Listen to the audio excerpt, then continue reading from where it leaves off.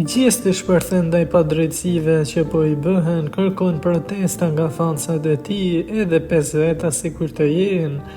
Gjesti banori më i përfolur, por edhe kryefjala e këtij Big Brotheri duket se i ka shkuar në maj të hundës si me Laertin, por edhe me produksionin. Së fundmi, teksa debati i madh me Laertin shkoi deri në quajtjen terrorist të muslimanëve, teksa Laerti shprehej e dikush thonë me Allahu Ekber, ata që presin koka, ishte deklarata tepër e rëndë e Laertit, e cila u fshën nga produksioni duke fshirë edhe pamjet e debatit. E jo vetëm kaq, por edhe brenda gjesti ka qenë tepër i aclaruar, teksa nuk po merren masa shpeshherë nga produksioni, teksa edhe në rastin e Gertës dhe Rozanës, gjesti tha se nuk ka shans që para Gertës, e cila ka qenë në çdo moment, ka dhënë emocione, zarfa të zi, është futur në çdo situatë, të dalë Rozana si finaliste,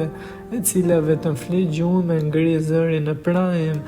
Sipas gjestit, edhe ati po i bëhet padrejtësi, pasi po dyshon shumë se do ta kap finalen, duke thënë se me këto mekanizma që po të shohen finalistët në finale, do të qëndrojë në fund, pasi askush nuk e zgjat dhe do jetë në nominim me Gertën, gjë që i duket e padrejtë. Gjesti ka ngritur zërin duke u kërkuar fansave të bëjnë protestë për këto padrejtësi, teksa tha: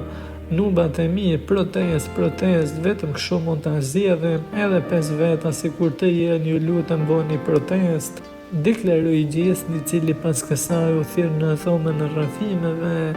Ai u deklarua Gertës se do të luftojë deri në fund për të drejtën, pasi do t'u atëshier maskën këtyre që i mbron ai larg. Ju drejtua ai për produksionin.